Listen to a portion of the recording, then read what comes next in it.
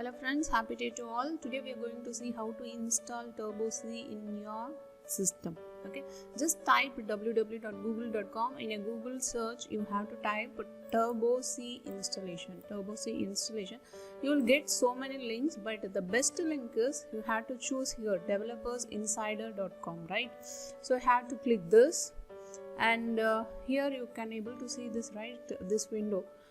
How to install 𝗙𝗏𝗀++, download 𝗙𝗏𝗀++ 3.2 from here. So this is enough for to execute all the C programming languages and C++ also. You can execute in this 𝗙𝗏𝗀++. So click 𝗙𝗏𝗀++. So now it is downloading. So in the below window you are able to see this, right? 𝗙𝗏𝗀.3.2.1.zip, right?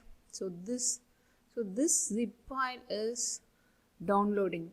Okay, it will take a little bit of time, just wait it.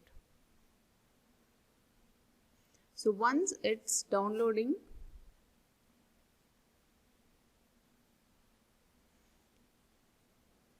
so now you click this 𝗙𝗏𝗀.3.2 zip file. So you just this one, close it. 𝗙𝗏𝗀.3.2 folder is there, right? So click the folder, and now you are able to see this setup.exe. So whenever you are going to install, you have to just click this setup.exe file. So do double click. So now it is preparing to install 𝗙𝗏𝗀++ in your computer. Okay, so yes, welcome to the install sheet wizard for the 𝗙𝗏𝗀++. And the install shield wizard will install 𝗙𝗏𝗀++ 3.2 on your computer. Yes, to continue, click next. Yes, I want to install this 𝗙𝗏𝗀++.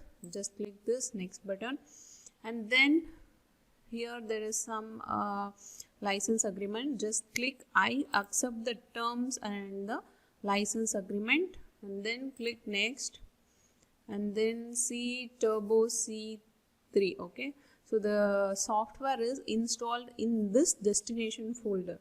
So it is in the C drive 𝗙𝗏𝗀3. Okay, click install. So and then it will ask make changes on your device. Just click yes. Just click yes in the message box. Then the installation is finished successfully.